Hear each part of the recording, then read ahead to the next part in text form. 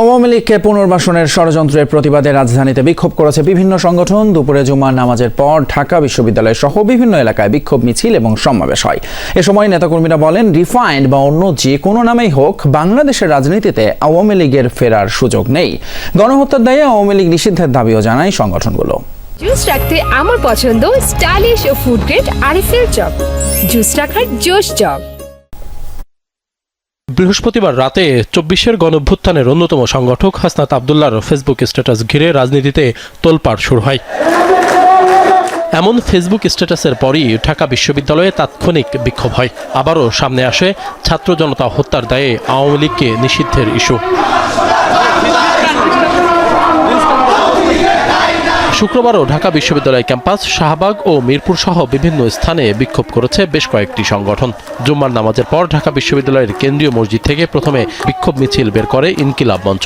মধুর ক্যান্টিন হয়ে বিশ্ববিদ্যালয়ের হলপাড়া ঘুরে রাজু ভাস্কর্যের সামনে গিয়ে সমাবেশে যুক্ত হয় তারা।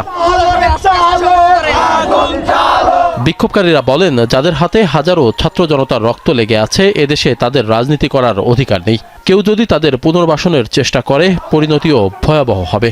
আমাদের গায়ে এক ফোঁটা বিন্দু রক্ত থাকতে খুনি আওয়ামী লীগকে আমরা পুনর্বাসন করতে দিব না। আওয়ামী লীগকে নিয়ে যদি ইলেকশন করতে হয়, বাংলাদেশে রক্তের যমুনা বয়ে যাবে।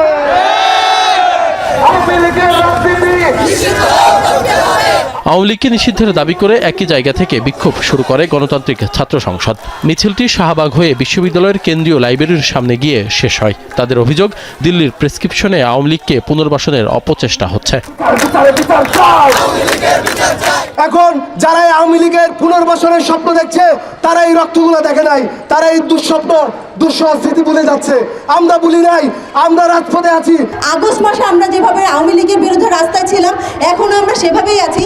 যতদিন পর্যন্ত আমাদের শরীরে এক বিন্দু রক্ত আছে, আমরা ততদিন পর্যন্ত বাংলাদেশে আওয়ামী লীগের রাজনীতি ফিরে আসতে দেব না। আমরা স্পষ্টভাবে বলে দিতে চাই, আওয়ামী লীগ নামে এবং নৌকা প্রতীকে বাংলাদেশে আর কোনো রাজনীতি চলবে না। রিফর্মড আওয়ামী লীগ, রিফাইন্ড আওয়ামী লীগ বলতে কোনো আওয়ামী লীগ হয় না। এদেশে আর কখনো ভারতের দাবিদারি চলবে না বলেও হুঁশিয়ারি করেন ছাত্রনেতারা। আশিক মাহমুদ, যমুনা।